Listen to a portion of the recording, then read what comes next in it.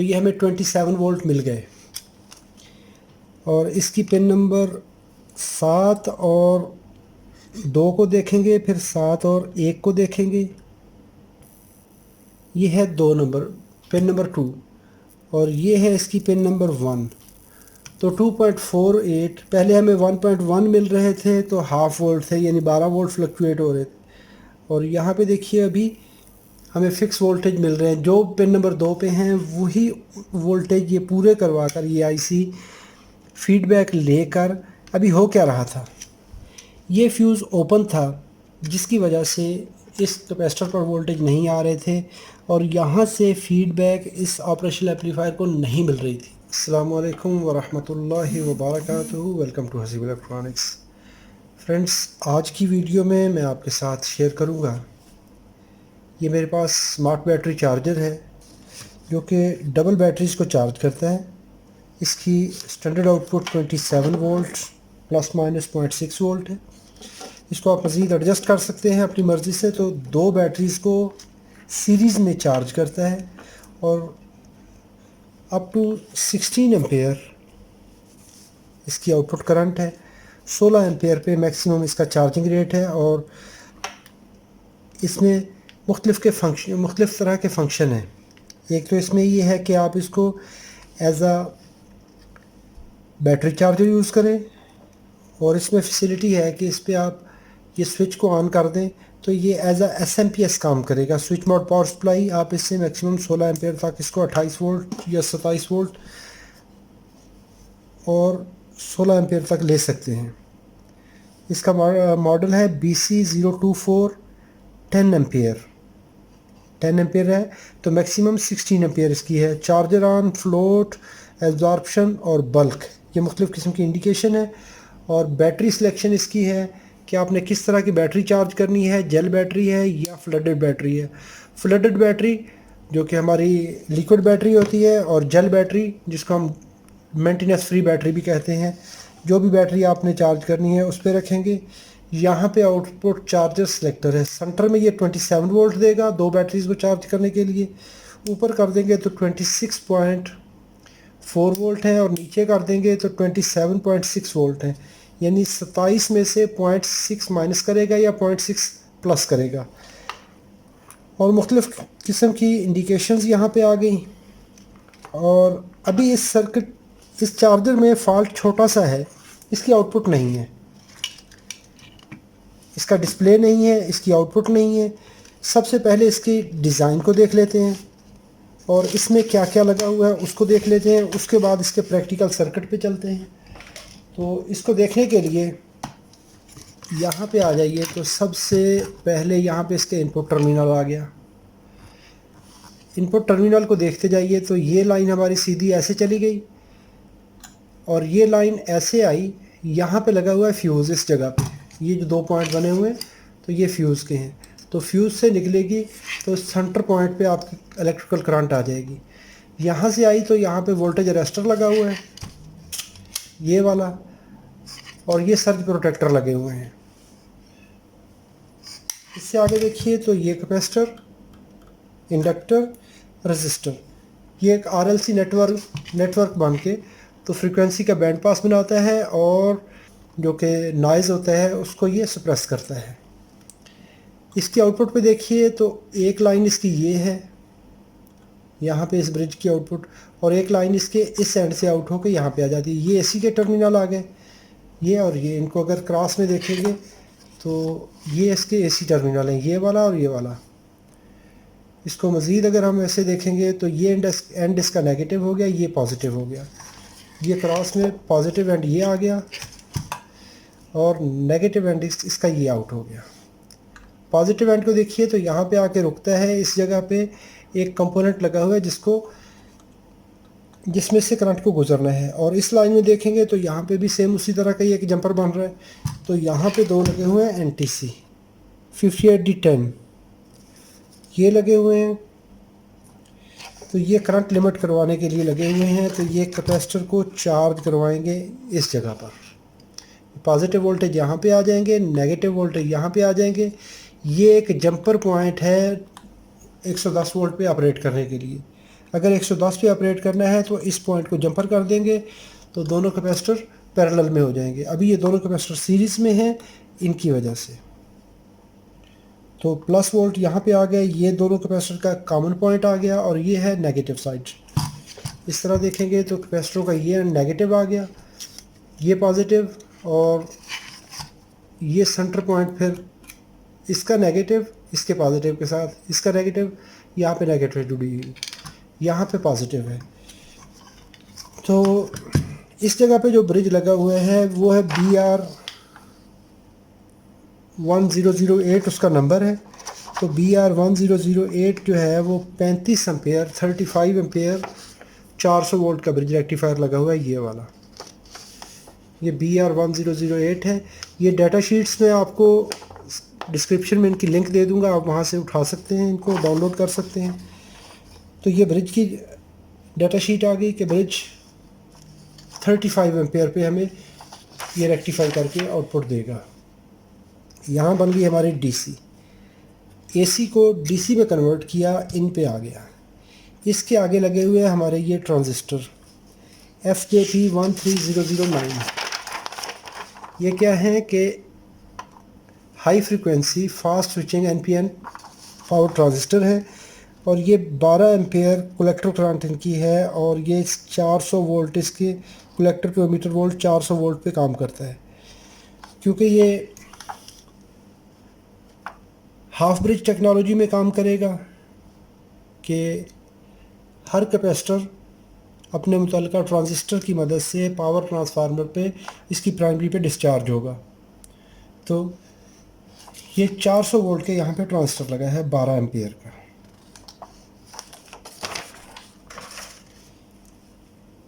इससे बात आती है जब ये सर्किट स्टार्ट करेगा, अपना फंक्शन शुरू करेगा, तो सबसे पहले इनिशियल पल्स इसके इस रजिस्टर नेटवर्क के ज़रिए बनेगी। तो इनिशियल पल्स बनने से एक पेयर, ये पेयर में ट्रांजिस्टर लगे हुए हैं, एक पॉजिटिव साइड के लिए एक नेगेटिव साइड के लिए, पेयर में जोड़ी लगी हुई है। तो एक जोड़ी कंडक्ट करेगी, इसके कंडक्ट करने से क्या होगा कि हमारा ये ट्रांसफार्मर कुछ वोल्टेज आउट करेगा।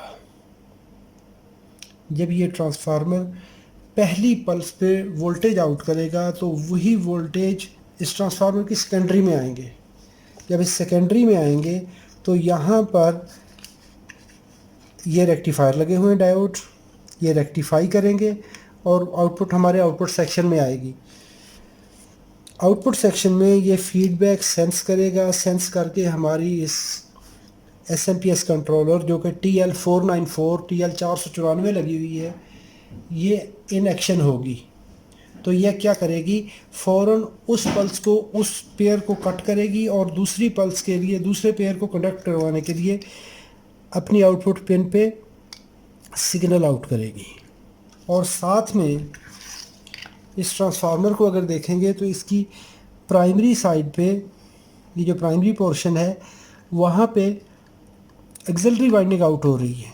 1 2 3 पॉइंट इसके आउट हो रहे हैं, और उनको देखेंगे तो इस ट्रांसफार्मर के ये जो पॉइंट बन रहे हैं नीचे, यहाँ से आउट होकर इन दो डायोड्स पे आ रहे हैं। वही पॉइंट यहाँ से इस दो डायोड पे आ रहे हैं और ये रेक्टिफाई होके इस कैपेसिटर को मिलेंगे, ये वाले कैपेसिटर को। और ये कैपेसिटर वापसी जीनर डायोड से रेगुलेट करके VCC कैपेसिटर को वोल्टेज देगा। ये VCC कैपेसिटर है, ये VCC कैपेसिटर है इस IC के लिए जो हमारी TL494 लगी हुई है। अभी 494 का फंक्शन देखते हैं और फिर इस पर तफसील से बात करते हैं, क्योंकि किसी भी सर्किट के अंदर अगर TL494 है या 3525 है तो इन्हीं का बेसिक किरदार होता है, इन्हीं का बेसिक फंक्शन होता है। इसको हम देखते हैं अभी। सबसे पहले देखिए तो ये है TL494, ये 16 पिन 16 पिन IC है, SMD में होगी या डिप में होगी, और ये है इसकी डायग्राम, इसका पिन आउट। अगर पिन नंबर 1 को देखेंगे तो ये है non inverting input, pin number 2 इसकी इन्वर्टिंग इनपुट है। अभी इन्वर्टिंग और नॉन इन्वर्टिंग क्या इनपुट हैं, इसको अगर मैं इस तरह आपको बताऊं, ज़रा मेरी बातों को, मेरी वीडियो थोड़ी सी लंबी हो जाती है क्योंकि मेरा दिल करता है कि मैं जो इन्फॉर्मेशन आपको देनी चाहिए वो सही मायनों में आप तक पहुंचा सकूं। मैं कोशिश तो ये करता हूं। अगर आपको वीडियो में कोई कमी नज़र आती है तो काइंडली वीडियो के डिस्क्रिप्शन में लाजमी लिखा करें, और अगर वीडियो की क्वालिटी अच्छी ना हो और इसमें मालूमात अच्छी ना हो तो इसको डिसलाइक किया करें। ये आपसे रिक्वेस्ट है मेरी कि साथ लिखा करें कि जी आपकी वीडियो में ये प्रॉब्लम है, इसलिए मैं आपको डिसलाइक कर रहा हूँ। और मैं, यकीन मानिए कि मैं खुश होता हूँ अगर कोई वीडियो डिसलाइक करता है। मैं ये नहीं कहता हूँ कि मेरी वीडियो को लाइक करो। अगर वीडियो में कोई कमी हो तो आप कुरेक्शन कीजिए कि भाई आप ये बात गलत कह रहे हैं। अच्छा, ऑपरेशनल एम्पलीफायर पे मेरी एक और भी, मैं आप सब भाइयों से, सब मोहतरम जितने भी मेरे दोस्त हैं, सबसे मैं माज़रत ख़्वाह हूँ कि मेरे पास आप लोगों की ये सारी रिक्वेस्ट आई हुई हैं। ये देखिए, अप्रॉक्सीमेटली 500 प्लस मेरे पास वीडियोस की रिक्वेस्ट हैं और ये डेली इंक्रीज़ हो रही होती हैं। और मैं आपके कमेंट का जवाब नहीं दे पा रहा, मैं आपके व्हाट्सएप के मैसेज का जवाब नहीं दे पा रहा, क्योंकि मुझे ऑफ़िस में भी सुबह से लेकर शाम तक मुझे अपने ऑफ़िस को भी डील करना होता है। तो ये देखिए, अभी सारे ये जितने आपके डिमांड्स हैं, ये मैं इनको इंशाल्लाह टाइम टू टाइम इनको हैंडल करूँगा। अभी देखिए कि कॉमन मार्ड और डिफरेंशियल मार्ड के और मुख्तलिफ़ किस्म के, ये ईरान से मेरे दोस्त हैं, इन्होंने कार स्टीरियो प्लेयर की मुझे रिक्वेस्ट भेजी है। ये सारी की सारी चीज़ें, वाइपर 22A, वाइपर 12A, ये मुख्तलिफ़ आपकी जितनी भी डिमांड्स हैं, ई बैटरी चार्जर है, और ये मुख्तलिफ़ किस्म की आपकी जो चीज़ें हैं, मैं बिल्कुल उनको एड्रेस करूँगा।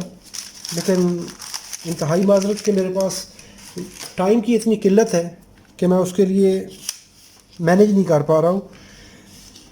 अच्छा, ये बात कर रहे थे कहाँ से कहाँ चले गए हम, कि इन्वर्टिंग और नॉन इन्वर्टिंग कोई भी ऑपरेशनल एम्पलीफायर, अब ये नहीं कहना कि एक नई कहानी शुरू कर दी है, ये मैं आपको इस चीज़ पे लेके आ रहा हूँ जहाँ पे हमने बात की थी इन्वर्टिंग एंड नॉन इन्वर्टिंग। ये इसके अंदर एक एम्पलीफायर लगा हुआ है, यहाँ पे एक इसको कहते हैं इन्वर्टिंग और एक कहते हैं नॉन इन्वर्टिंग। यहाँ पर एक हम इसको रेफरेंस दे देते हैं। फ़र्ज़ किया कोई भी आपने रेफरेंस दे दिया इसको यहाँ पे मैं कहता हूँ 2 वोल्ट का रेफरेंस दे दिया, और इस आईसी ने अपना वर्क स्टार्ट कर दिया। पहले जब आपने 2 वोल्ट सेट कर दिए, इसको एक फिक्स रेफरेंस आप बता देते हैं कि जी मुझे आपसे ये चाहिए, ये है हमारी आईसी। आप इसको अपनी रिक्वायरमेंट देते हो, जी मुझे ये चाहिए। ये क्या करेगी, अपना फंक्शन करेगी, स्विचिंग करवाएगी, ट्रांसफार्मर से आउटपुट मिलेगी, रेक्टिफाई होगी, रेक्टिफाई होके जो वापसी फिर से ये उसको सेंस करेगा। ये इसको आपने कोड बता दिया 2 वोल्ट का, और यहाँ पे जो आप कंपोनेंट डिज़ाइन करके एक सर्किट लगाते हैं या डिज़ाइनर लगाता है, वो उस वोल्टेज का एक रेशो बनाकर इसको वापस दे देता है। सपोज़ वो कहता है जी जब ये सर्किट 10 वोल्ट आउट करेगा, जब ये वो 10 वोल्ट आउट करेगा तो उस वक्त यहाँ पे 2 वोल्ट आउटपुट आएगी, 2 वोल्ट फीडबैक आएगी। यहाँ पे जो उसने रजिस्टर नेटवर्क लगा दिया, यहाँ से 10 वोल्ट जब ये आउट होंगे इस सर्किट से तो वापसी 2 वोल्ट की फीडबैक आएगी। तो इसका मतलब ये होगा कि जो 2 वोल्ट इसको दिए थे वो 2 वोल्ट इसको वापस मिल गए, इसकी दोनों पिनें बैलेंस हो गई। जब बैलेंस हो गई तो ये अपनी जो स्विचिंग की रेशियो है, जो ड्यूटी साइकिल है, जो पल्स विड्थ है, वो उस पर स्टेबल हो जाएगा। सपोज़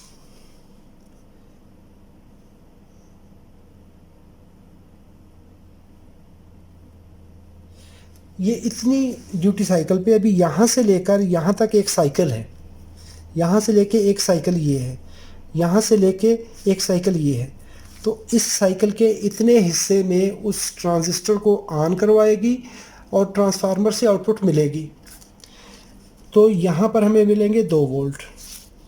अगर यहाँ पर वोल्टेज कम हो जाते हैं, 9 वोल्ट रह जाते हैं, तो उसी रेशो से ये वोल्ट हो जाएंगे 1.8 वोल्ट।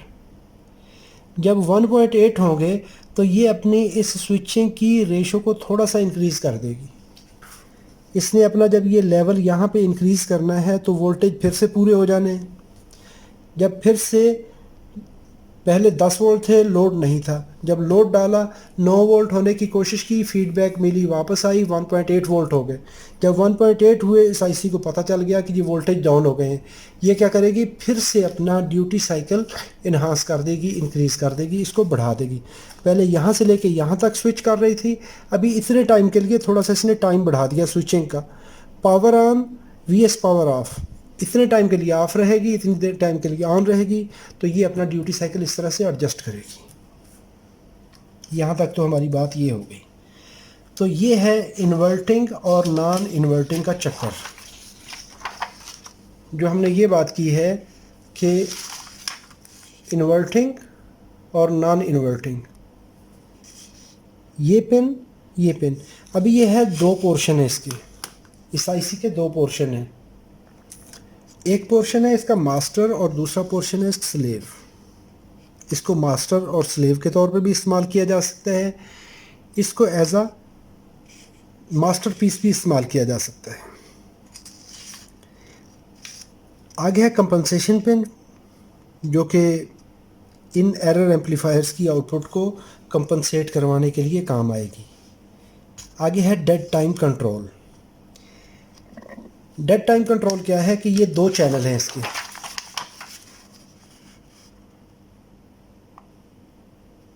ये है फर्स्ट चैनल, और फ्रीक्वेंसी जो मास्टर फ्रीक्वेंसी आ रही होती है उसको इसने डिवाइड करना है। अभी ये देखिए, यहाँ से लेके यहाँ तक एक साइकिल हो गया। इस साइकिल को उसने 2 हिस्सों में तकसीम कर दिया। यहाँ तक आप कहते हैं कि जी ये होगी, इसमें 2 ट्रांजिस्टर है। आगे हम सर्किट में देखते हैं। तो क्या करेगी कि यहाँ से लेके जब ये इतना पोर्शन इसका एक ट्रांजिस्टर के हिस्से में आया और ये हिस्सा उतना ही दूसरे ट्रांजिस्टर के हिस्से में आया, ये हमारा एक साइकिल यहाँ पे आ गया। इसको कहते हैं कि जी एक पोर्शन ने इस हिस्से को डिवाइड कर दिया। अभी जो डेड टाइम है वो यहाँ पे जो टाइम स्टार्ट होना है, जब इससे पहले का पोर्शन ख़त्म होना है, उसके कितने टाइम के बाद, कितने माइक्रो सेकंड के बाद दूसरे ट्रांजिस्टर को स्विच करवाना है, ये है डेड टाइम। अगर डेड टाइम 0 है तो जब इसका पोर्शन यहाँ पे हाफ साइकिल इसका ख़त्म हुआ, हाफ पोर्शन ख़त्म हुआ, तो उस पर हाफ पोर्शन पे सेकंड साइकिल स्टार्ट हो जाएगा। अगर आपने डेड टाइम एडजस्ट करने के लिए उस पिन को प्रोग्राम कर दिया तो ये क्या करेगी, ये यहाँ से स्टार्ट नहीं होगी बल्कि ये अपना थोड़ा सा आगे जाके स्टार्ट लेगी और उसका ये टाइम थोड़ा सा शिफ्ट हो जाएगा।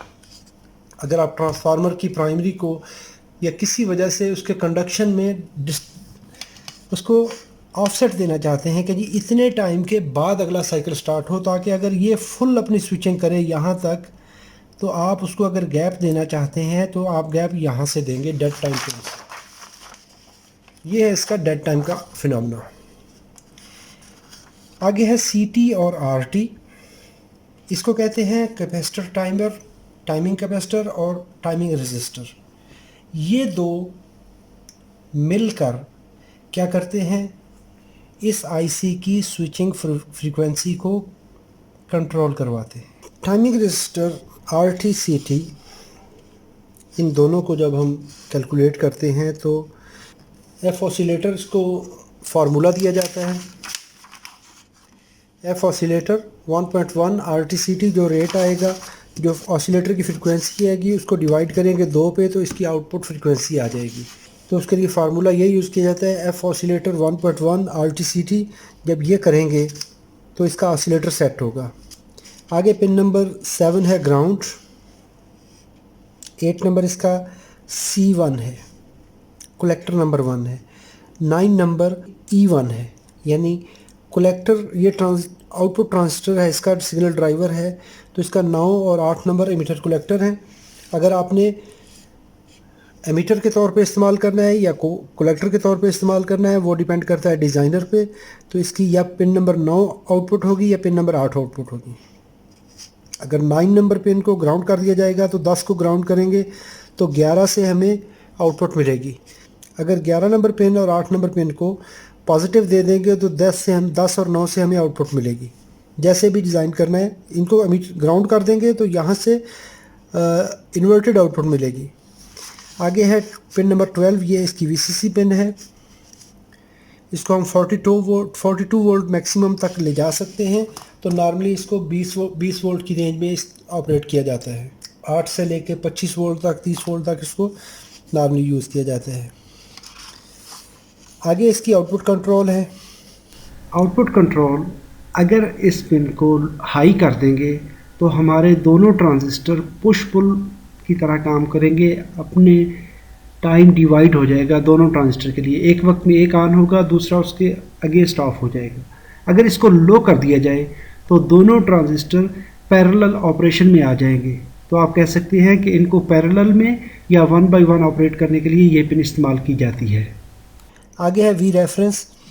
जब इसको वीसीसी मिलती है इस आईसी को, तो इसका इस ऑन चिप 5 वोल्ट रेफरेंस है। ये रेफरेंस किस लिए है? ये वोल्टेज लेकर एक रजिस्टर नेटवर्क लगाकर पिन नंबर 15 और पिन नंबर 2 को रेफरेंस दे दिया जाता है। जो मैंने बात की थी कि हम खुद से एक रेफरेंस बनाकर इस आईसी को दे देते हैं कि जी वो वोल्टेज हम देखेंगे कि प्रैक्टिकली सर्किट में कैसे हैं। आगे है इन्वर्टिंग इनपुट और नॉन इन्वर्टिंग इनपुट, जो हमने 1 और 2 की बात की थी, सेम उसी तरह। तो अगर इसका प्रैक्टिकल सर्किट देखेंगे, यहाँ पर जो इसका टिपिकल सर्किट है तो ये इस तरह से है। पिन नंबर 12 पे वीसीसी वोल्टेज और ट्रांसफार्मर पे सेंटर टेप पे वोल्टेज आ गए। अभी इसको देखेंगे तो पिन नंबर 9 और 10 को एमीटर को ग्राउंड किया है। जो मैंने ये बात की थी, अगर पिन नंबर 9 और 10 को ग्राउंड कर देंगे यहाँ पर, तो आप आउटपुट लेंगे 8 और 11 से। तो बिल्कुल यहाँ पर उसने पिन नंबर 8 और 11 से आउटपुट ली है और इन 2 पिनों को ग्राउंड कर दिया है। 7, 9, 10 को ग्राउंड कर दिया है तो 8 और 11 से हमें आउटपुट मिलेंगी स्विचिंग की। अगर इन 2 को वीसीसी वोल्टेज दे देंगे तो 9 और 10 से आउटपुट मिलेगी, लेकिन वो इन्वर्टेड होगी, रिवर्स इनपुट होगी, आउटपुट होगी, सॉरी।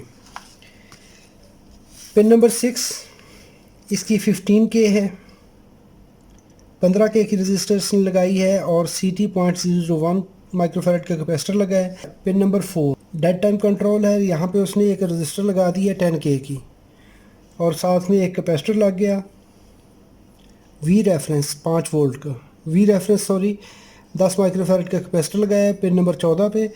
और यहाँ पर देखिए जो सबसे अभी देखने की बात है, एक तो है आउटपुट कंट्रोल।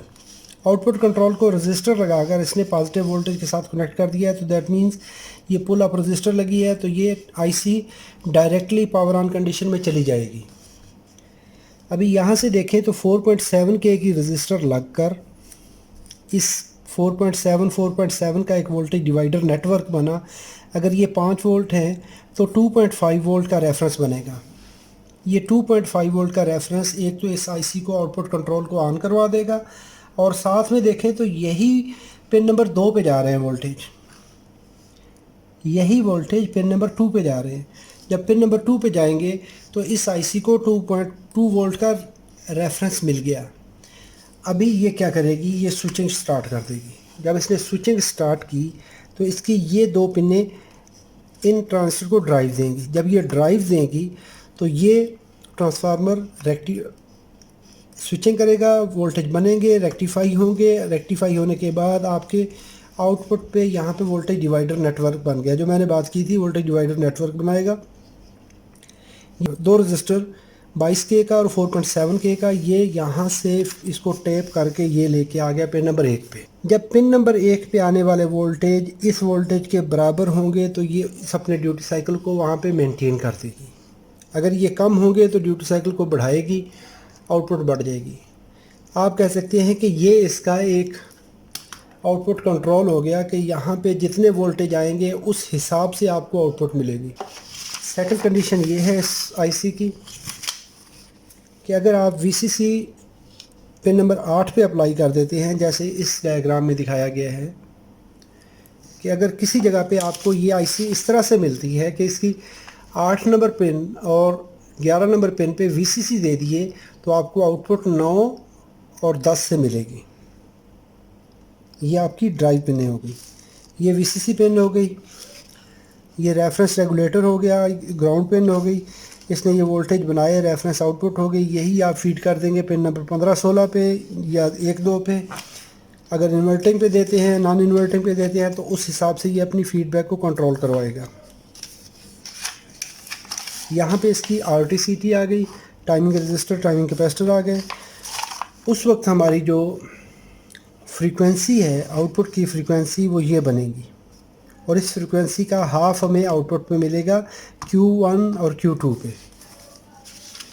जब ये ट्रांसफार्मर स्विचिंग करने के बाद वोल्टेज बनाएगा तो वोल्टेज बनाने के बाद हमें यहाँ पर ये लगे हुए हैं 2 डबल रेक्टिफायर लगे हुए हैं, कॉमन कैथोड रेक्टिफायर हैं, पैरेलल में 2 लगे हुए हैं, 2/8 एम्पियर के STPR 1620 CG और CT सीरीज़ की डायग्राम है। ये पिन आउट है, डाटा शीट है और ये इसके कॉमन कैथोड, सेंटर पिन इसकी कॉमन कैथोड होती है ये वाली।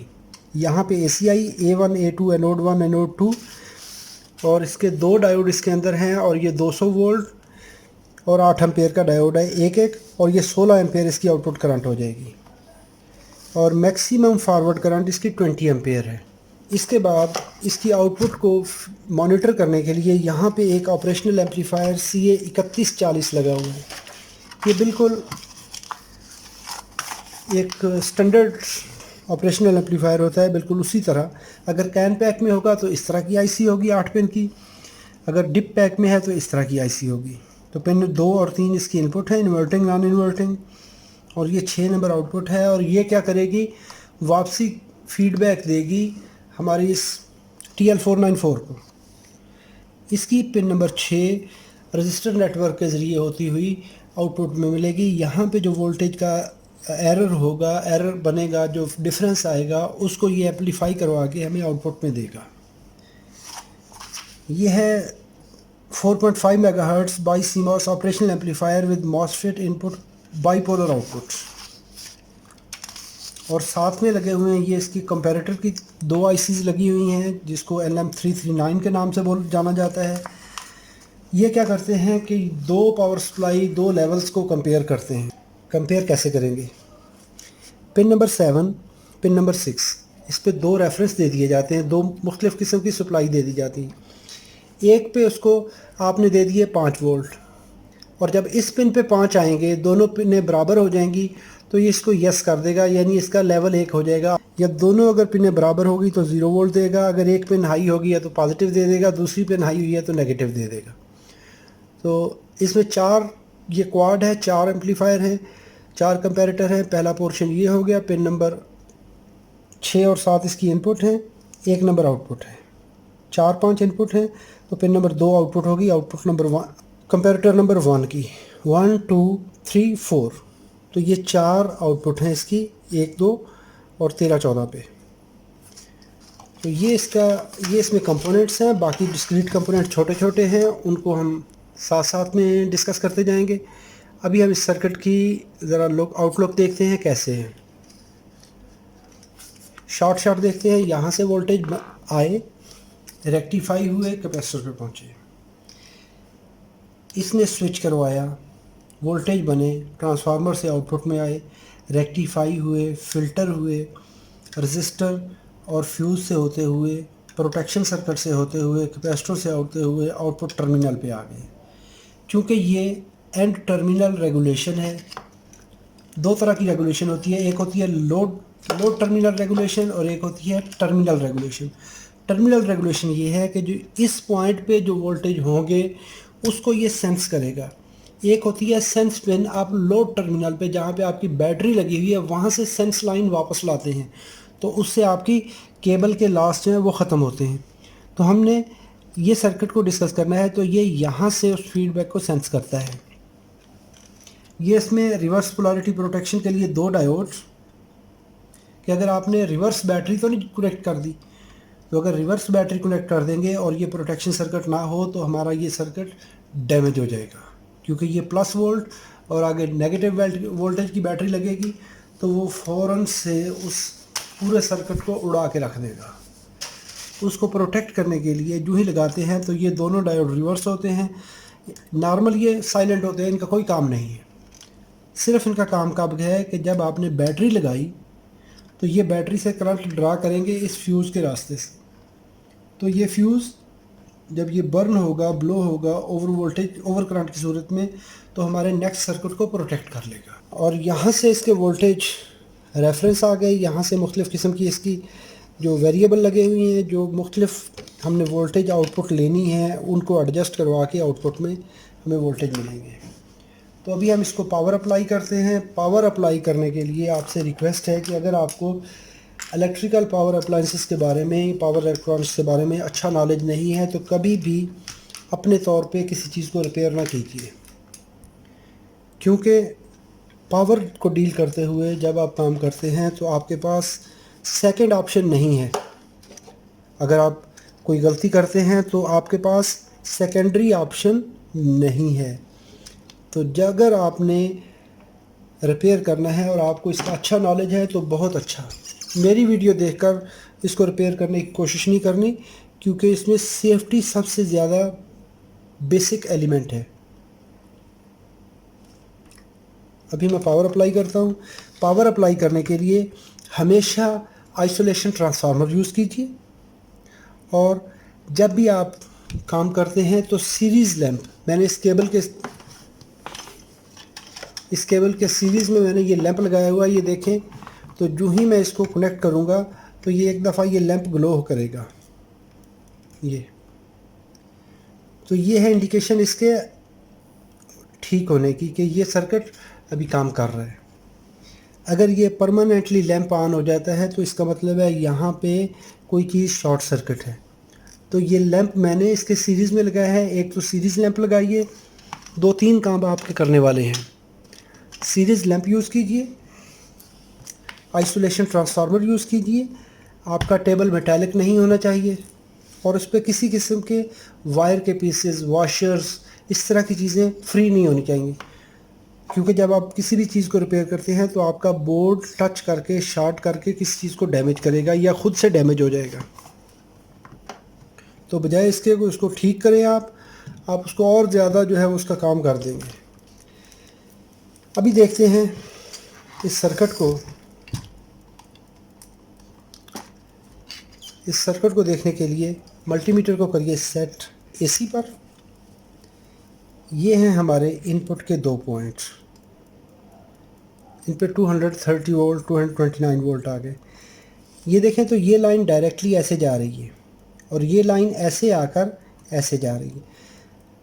अगर आप फ्यूज़ के अक्रॉस लगाते हैं तो आपको फ्यूज़ के दोनों पॉइंट पे कोई चीज़ नहीं मिलनी चाहिए अगर फ्यूज़ ठीक है।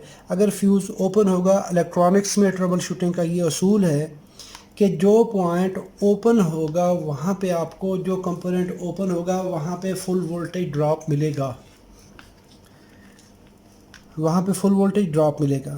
तो यहाँ पर शॉर्ट सर्किट है, फ्यूज़ यानी शॉर्ट है, फ्यूज़ काम कर रहा है, क्योंकि फ्यूज़ एक जंपर वायर है, वो एक as a short circuit behaviour करता है।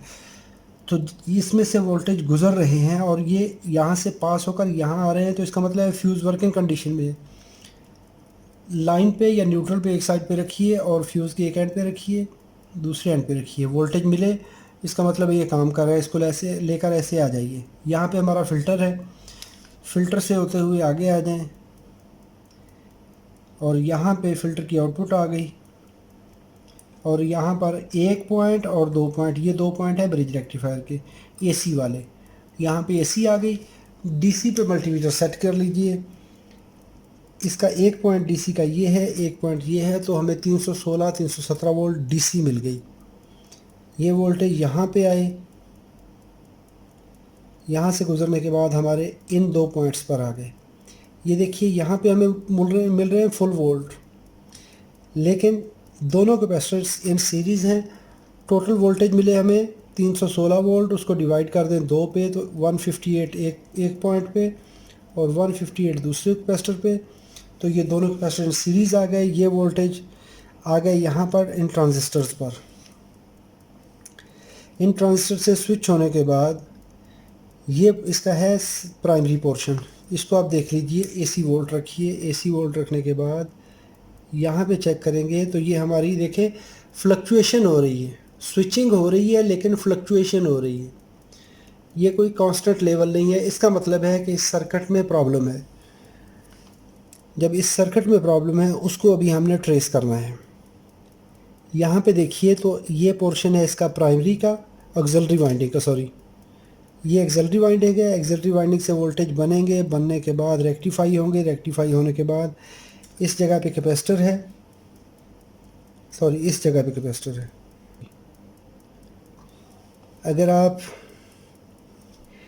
यहाँ पर लगी हुई है आईसी और इस आईसी के अगर ये देखें तो वीसीसी कैपेसिटर है, ये वेरी कर रहा है, यहाँ पे फ्लक्चुएशन है। अगर इस आईसी की पिन नंबर 7 और 12 को देखेंगे, ये है इस आईसी की पिन नंबर 7 और 9, 10, 11, 12। ये देखिए तो ये वीसीसी पिन इस आईसी की TL494 की वीसीसी पिन बहुत ज़्यादा फ्लक्चुएट कर रही है। और सेम टाइम अगर इसकी पिन नंबर 2 को देखेंगे तो आपको स्टैंडर्ड रेफरेंस जो मैंने कहा हम इसको एडजस्ट करके दे देते हैं, तो ये पिन नंबर 2 पे है।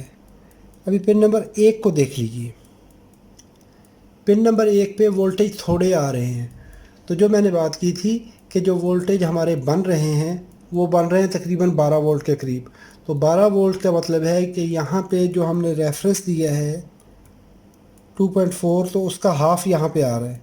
इसका मतलब ये है कि इसको फीडबैक नहीं मिल रही। अभी देखते हैं इसके आउटपुट टर्मिनल पे। आउटपुट टर्मिनल पे हमें कोई चीज़ नहीं मिल रही और ना ही इस ट्रांसफार्मर की कोई इंडिकेशन आ रही है, सॉरी इस रेक्टिफायर की कुछ आउटपुट नहीं मिल रही। चार्जर इस वक्त पावर ऑन है लेकिन इंडिकेट नहीं कर रहा। अभी आगे देखेंगे तो इस जो फ्यूज़ है इसके दोनों जो टर्मिनल हैं वहाँ पे हमें फुल वोल्टेज ड्रॉप मिल रहा है लेकिन फ्लक्चुएटिंग ड्रॉप है। अभी क्या करते हैं, ये फ्यूज़ जो मैंने बात की थी वहाँ पे फ्यूज़ मैंने बताया था कि वहाँ पे फ्यूज़ पे वोल्टेज ड्रॉप नहीं है एसी वाले पे, लेकिन डीसी वाला फ्यूज़ वोल्टेज ड्रॉप कर रहा है। तो इस फ्यूज़ को हम रिप्लेस करते हैं, इसको निकाल के पहले चेक कर लें। ये मैं सिर्फ आपको डिमॉन्स्ट्रेट कर रहा हूँ, ये मैंने पहले चार्जर में रिपेयर कर चुका हूँ।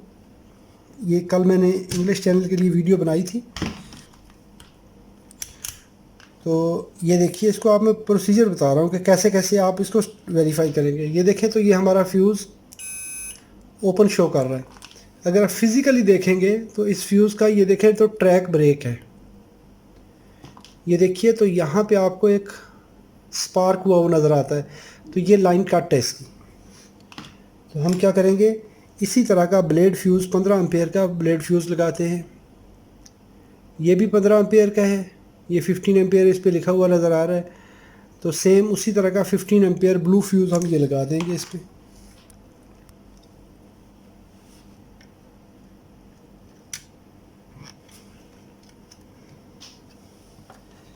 अभी हम लगा के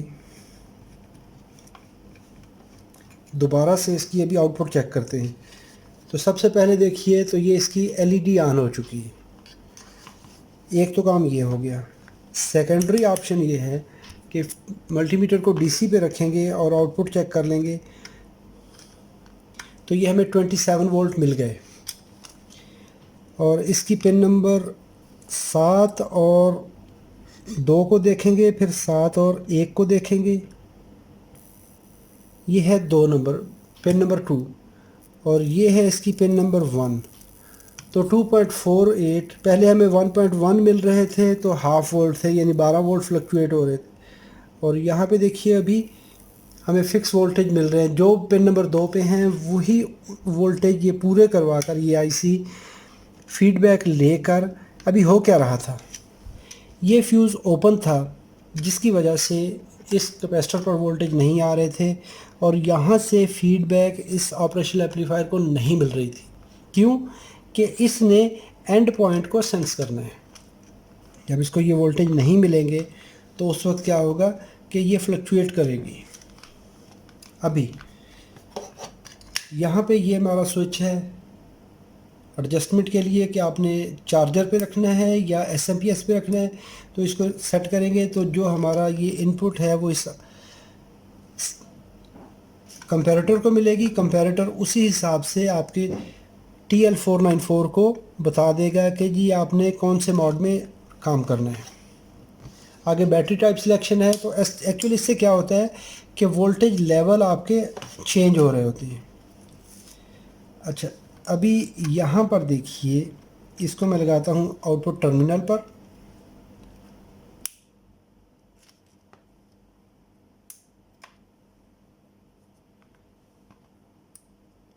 अभी दो चीज़ें आ गई।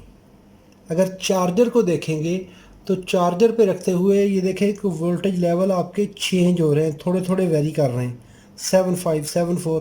लेकिन अगर आप एसएमपीएस करते हैं, एसएमपीएस पे कर देंगे तो इसकी आउटपुट स्टेबल हो जाएगी। चार्जर पे ये अपने आप को ट्रिकल करवाएगा। अभी देखें, ये मैंने इसको सेंटर पे कर दिया तो 27.26 वोल्ट हो गए। इसको चेंज करेंगे तो इसके 27.4, ये वोल्टेज इस तरह चेंज हो रहे हैं। अगर इसको इस मोड पे रखेंगे तो ये इसमें वोल्टेज इसका लेवल चेंज हो रहा है। तो ये चेंजिंग वोल्टेज लेवल यहाँ पे सेटिंग करवाते हैं इसको। बैटरी जब कनेक्ट होगी तो ये अपने 2.74, 2.6 और 27, 26.4 और 27.6 उन वोल्टेज लेवल पे ये अपने आप को सेट करवाएगा। और यहाँ पे इसकी हैं वोल्टेज एडजस्टमेंट। ये देखिए 27 वोल्ट, 28 वोल्ट, 29 वोल्ट, कितने वोल्ट पे आपने इसको सेट करना है। मैं इसको ये 27.6 वोल्ट पे सेट कर दिया, 27.5 वोल्ट पे। तो ये इसकी सेटिंग आ गई। इनमें मुख्तलिफ़ किस्म की सेटिंग्स हैं जो कि वोल्टेज के डिफरेंट लेवल्स को मॉनिटर करवाती है। यहाँ पे हम इसको 27 एग्जैक्ट सेंटर पॉइंट पे रखते हुए, ये सेंटर में है स्विच, इसको सेंटर में रखेंगे और यहाँ पे 27 वोल्ट इसके एडजस्ट कर देंगे। ये एडजस्ट हो गया 27 वोल्ट। ये हमारे कंपैरेटर्स हैं। तो ये देखिए, एक कंपैरेटर 0.25 वोल्ट दे रहा है, एक पे 11 वोल्ट आ रहे हैं, पिन नंबर 1 2 पे 11 वोल्ट आ रहे हैं, एक पे 11 वोल्ट आ रहे हैं और एक पे 6.6 वोल्ट आ रहे हैं। तो इसका मतलब ये हुआ कि ये इसकी मुख्तलिफ़ किस्म की पोजीशंस को मॉनिटर करवाएगा। ये मुख्तलिफ़ किस्म की ड्राइव्स को, मुख्तलिफ़ किस्म के फंक्शंस को मॉनिटर करने के लिए ये सारा सिस्टम इसने एम्बेड किया है। उम्मीद करता हूँ ये वीडियो आपके लिए फ़ायदेमंद है। अगर फ़ायदेमंद है तो अपनी दुआओं में याद रखिएगा, लाइक कीजिए, सब्सक्राइब कीजिए, अपना ढेर सारा ख्याल रखिएगा। अल्लाह रब्बुल इज़्ज़त आप सबको अपनी हिफ्ज़ व अमान में रखे, हर किस्म ज़मीनी आसमानी आफात से महफूज फरमाए। Thanks for watching. अस्सलामु अलैकुम व रहमतुल्लाहि व बरकातहू।